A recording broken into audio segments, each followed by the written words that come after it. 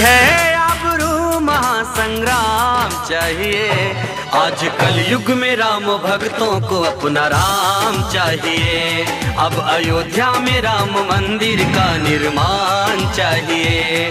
आज कल युग में राम भक्तों को अपना राम चाहिए। कि माता पिता की आज्ञा का तो केवल एक बहाना था, माता पिता की आज्ञा का तो केवल एक बहाना था, मातृभूमि की रक्षा करने प्रभु को वन में जाना था। बहुत अच्छे, वाह वाह राजेश जी, क्या बात है, वाह। तो किसने गंगा तट पर जाकर केवट का सम्मान किया? किसने गंगा तट पर जाकर केवट का सम्मान किया? और निषाद को किसने अपनी मैत्री का वरदान दिया? गिद्धराज को प्रेम प्यार से किसने गले लगाया था? भिलनी के बेरों को किसने भक्ति भाव से खाया था? वनवासी और दलित जनों पर अपना प्यार लुटाना था। माता पिता की आज्ञा का तो केवल एक बहाना। हनुमान जी की बहुत पूजा करते हैं आप लोग। सबसे ज्यादा मंदिर हनुमान जी के हैं हिंदुस्तान में। हनुमान जी कहां से आते? बलशाली वानर जाति तो पर्वत पर ही रह जाती, बलशाली वानर जाति तो पर्वत पर ही रह जाती। बाली के अत्याचारों को शायद चुप ही सह जाती। प्रभु ने मित्र बनाए वानर, जंगल पर्वत जोड़ दिए। जाति और भाषा के बंधन पल भर में ही तोड़ दिए। जन जन भारत का जुड़ जाए प्रभु ने मन में ठाना था। और माता पिता की आज्ञा का तो केवल एक बहाना।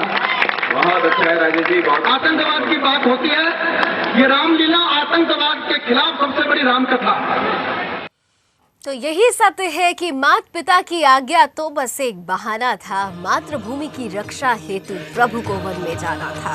नमस्कार, आपके साथ मैं हूँ लावनी विनीत और आज क्योंकि रामनवमी है तो सुदर्शन न्यूज के पूरी परिवार की ओर से सबसे पहले आप सभी दर्शकों को रामनवमी की हार्दिक शुभकामनाएं। रामनवमी का त्योहार हिंदू धर्म का बहुत महत्वपूर्ण त्योहार है। राम हमारे आदर्श हैं।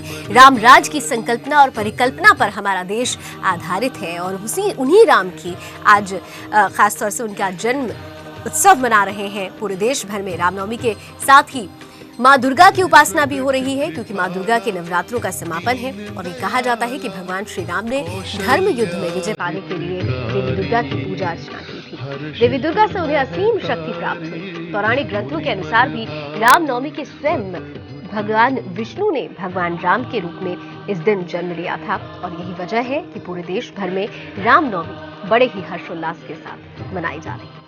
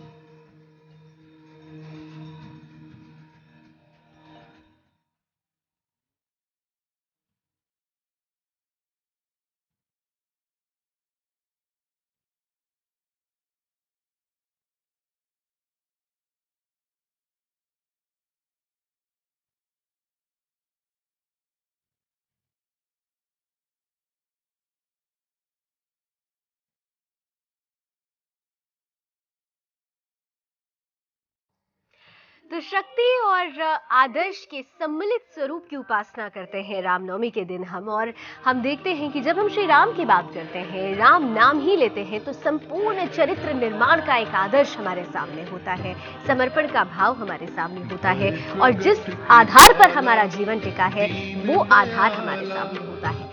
देश भर में आज रामनवमी का त्योहार हर्षोल्लास के साथ लोग मना रहे हैं। देश के सभी मंदिरों में भगवान राम के जयकारों की गूंज हो रही है। वहीं वाराणसी में एक अद्भुत नजारा देखने को मिला है। यहाँ पर खास तौर से मुस्लिम महिलाओं ने भगवान श्री राम की आरती उतारी। उनका पूजा अर्चन किया। घरों और मंदिरों में महाअष्टमी पूजन की तैयारियां सुबह से ही शुरू कर दी गई थी। वहीं मुस्लिम महिला फाउंडेशन की राष्ट्रीय अध्यक्ष नाज़नीन अंसारी वैसे तो मुस्लिम है, लेकिन उनका ये मानना है कि सभी धर्म एक समान है और सभी को सारे धर्म का सम्मान करना चाहिए। नाज़नीन कहती हैं कि अयोध्या रामचंद्र जी की जन्मभूमि है, तो अयोध्या में राम मंदिर का निर्माण होना ही चाहिए। ये उन लोगों के मुंह पे सबक है जो राम मंदिर के नाम पर लगातार राजनीति करते आए हैं। अब उन्हें ये देखना होगा कि जिन लोगों के लिए वो राजनीति कर रहे हैं, अब उसी वर्ग से, उन्हीं मुस्लिम महिलाओं की तरफ से ये आवाज उठ रही है कि राम मंदिर अयोध्या में ही बनना चाहिए।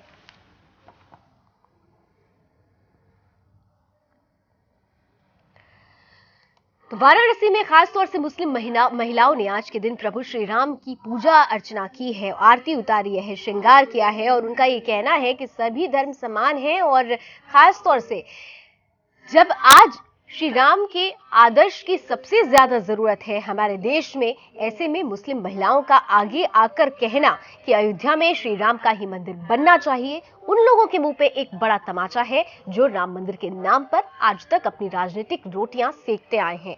दरअसल अयोध्या में राम मंदिर बनने का सही वक्त आ चुका है और ये बात अब मुस्लिम समाज की महिलाएं भी समझने लगी हैं। यही वजह है कि पूरी श्रद्धा के साथ, आस्था के साथ आज उन्होंने वाराणसी में प्रभु श्री राम की उपासना की, आराधना की, उनकी आरती उतारी और इसके बाद सीधे तौर पर एक आह्वान किया, एक आवाज बुलंद की कि अयोध्या में प्रभु श्री राम का ही मंदिर बनना चाहिए।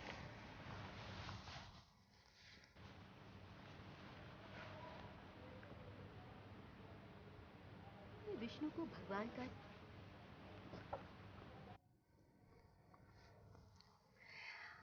और जेके बेनीवाल जी हमारे साथ जुड़ रहे हैं, हिंदू धर्म गुरु हैं। बेनीवाल साहब, सबसे पहले आपको भी रामनवमी की हार्दिक शुभकामना। और हमारे देश में अब एक आवाज उठ रही है कि राम मंदिर का निर्माण होना चाहिए और अब तो मुस्लिम महिलाएं भी खास तौर से आगे आकर कह रही हैं कि अयोध्या में राम मंदिर का निर्माण होना चाहिए। ये कितना बड़ा बदलाव है?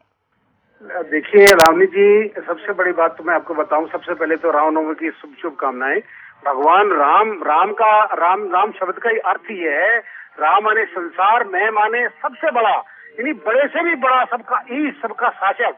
यानी कि मैं ये कहूंगा कि भगवान राम चर और अचर दोनों के, यानी कि चलने वाले और बिना चलने वाले 84 लाख जीवों के सबके आराध्य हैं।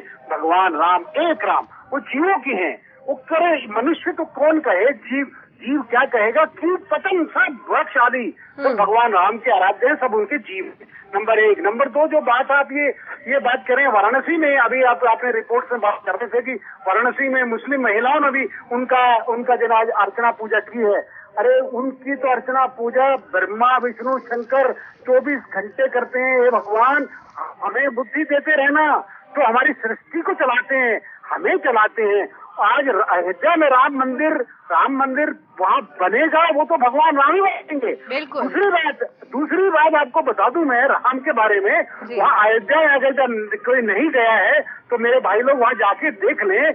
मुस्लिम समाज के लोग भगवान राम का हनुमान चालीसा का पाठ कराते हैं अपने घर में, और हनुमानगढ़ी में जाके खुद अपने आप भी जाके वहाँ शीश नवाते हैं। हम अयोध्या में जाइए क्योंकि जब हम राम नाम ही लेते हैं, जब श्री राम की उपासना आराधना करते हैं, महज नाम ले लेते हैं, तो वो अपने आप में संपूर्ण हो जाता है। राम सिर्फ एक जीवन नहीं है, राम एक आदर्श है, जीवन का आधार है। बेनीवाल जी, मैं आपसे अनुरोध करूंगी कि आप हमारे साथ बने रहें इस बीच, क्योंकि हमारे दर्शक जुड़े हुए हैं।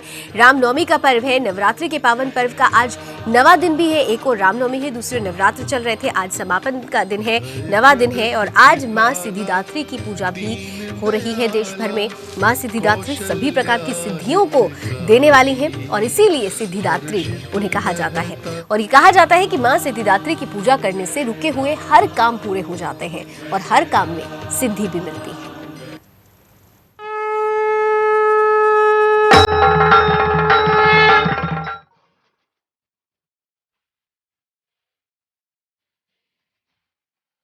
मां दुर्गा की 9वीं शक्ति का नाम सिद्धिदात्री है। ये सभी प्रकार की सिद्धियों को देने वाली हैं। नवरात्र पूजन के 9वें दिन इनकी उपासना की जाती है। इस दिन शास्त्रीय विधि विधान और पूर्ण निष्ठा के साथ साधना करने वाले साधक को सभी सिद्धियों की प्राप्ति हो जाती है। मां सिद्धिदात्री भक्तों को सभी प्रकार की सिद्धियां प्रदान करती हैं। देवी दुर्गा के इस अंतिम स्वरूप को नव दुर्गाओं में सबसे श्रेष्ठ और मोक्ष प्रदान करने वाला माना जाता है। ये देवी भगवान विष्णु की अर्धांगिनी हैं और नवरात्रों की अधिष्ठात्री हैं। इसलिए मां सिद्धिदात्री को ही जगत को संचालित करने वाली देवी कहा गया है। मार्कंडेय पुराण के अनुसार अणिमा, महिमा, गरिमा, लघिमा, प्राप्ति, प्राकम्य, ईशित्व और वाशित्व ये 8 सिद्धियां होती हैं और मां सिद्धिदात्री भक्तों और साधकों को ये सभी सिद्धियां प्रदान करने में समर्थ हैं। देवी पुराण के अनुसार भगवान शिव ने इनकी कृपा से ही इनकी सिद्धियों को प्राप्त किया था और इनकी अनुकंपा से ही भगवान शिव का आधा शरीर देवी का हुआ था। इसी कारण वे लोक में अर्धनारीश्वर नाम से प्रसिद्ध हुए। मां सिद्धिदात्री 4 भुजाओं वाली हैं। इनका वाहन सिंह है। ये कमल पुष्प पर भी आसीन होती हैं।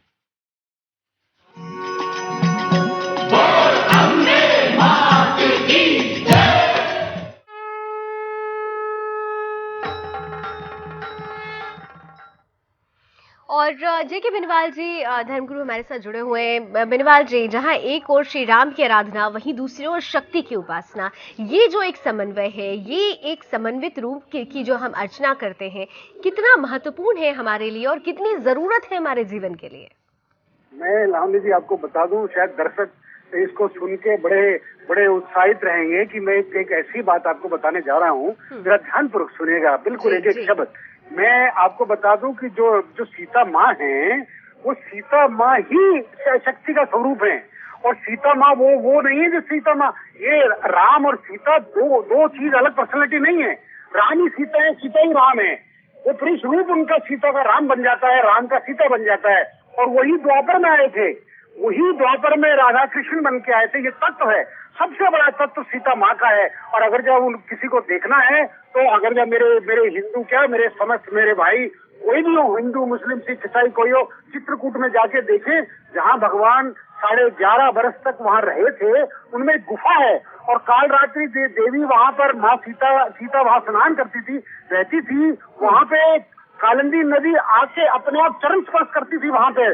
और माँ जहाँ स्नान करती थी, और वहाँ पे अष्ट देवी का, काली देवी का वहाँ मंदिर बना है, यानी शक्ति का मंदिर बना है, बना रखा आप लोगों ने।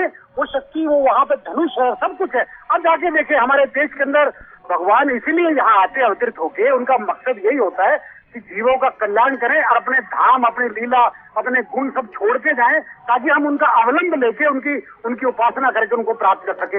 यही एक मकसद है भगवान का यहाँ आने का। धरातल पर हम जीवों को कल्याण करने के लिए केवल एक मकसद है। हम जीवों का कल्याण करना ही एक मकसद है। ऐसे में हमने देखा कि राम राज की एक परिकल्पना, संकल्पना हम वर्षों से बोलते आ रहे हैं, समझते आ रहे हैं, राजनेता इस पर बात करते आ रहे हैं, लेकिन वो परिकल्पना और संकल्पना साकार नहीं हो पाई है। लेकिन वर्तमान परिस्थिति की अगर हम बात करें तो क्या हम ये मान लें कि राम राज की जो एक कल्पना है वो साकार होने वाली है और हो सकती है?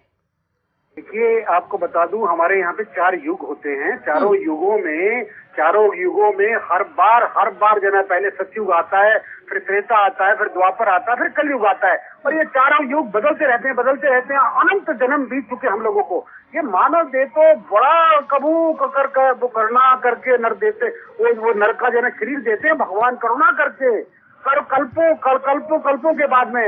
ये एक युग नहीं, 4 युग, 71 बार बीत जाए तो एक मनवंतर होता है, और 14 मनवंतर बीत जाए तो एक सर्ग होता है। तो उसमें वेदों में कहा है सर्गेशु लोकेशु शरीर कल्पते। ये शरीर साधारण नहीं है जो मनुष्यों को खिलवाड़ समझता है कि शरीर, अरे 84 लाख योनियों में आपको शरीर मिल गया भगवान का, तो भगवान राम की उपासना करिए। आज भगवान राम को आप किसी रूप में मानिए। उनके लिए क्या रूप है? उनके नाम एक है, अनंत नाम है। उनको अल्लाह के नाम से उनको पुकारिए, वाहिगुरु के नाम से पुकारिए, निरंजन के नाम से, शून्य के नाम से। उन्हीं का नाम सब कुछ है। कम ब्रह्म कह 26 शब्द जो कहते हैं ये भगवान राम का ही है। राम नाम लेने से ही एक संपूर्ण जीवन में एक आधार मिल जाता है, एक उद्धार हो जाता है। तो रामनवमी पर खास तौर से हमने आपको कुछ तस्वीरें दिखाई। देश भर में हर्षोल्लास की जो तस्वीरें हैं, एक उत्साहित करने वाली तस्वीर ये भी है कि जिस राम मंदिर के नाम पर राजनीतिक दल और कुछ खास लोग, कुछ खास वर्ग अपनी राजनीतिक रोटियां सेकते रहे, अपने एजेंडे को आगे बढ़ाते रहे, अब उसी वर्ग से आवाज उठ रही है कि अयोध्या में श्री राम का मंदिर बनना चाहिए। बहुत बहुत शुक्रिया जेके बेनीवाल जी हमारे साथ जुड़ने के लिए। महराज चलते चलते एक बार फिर से आप सभी दर्शकों को रामनवमी की हार्दिक शुभकामनाएं। जय।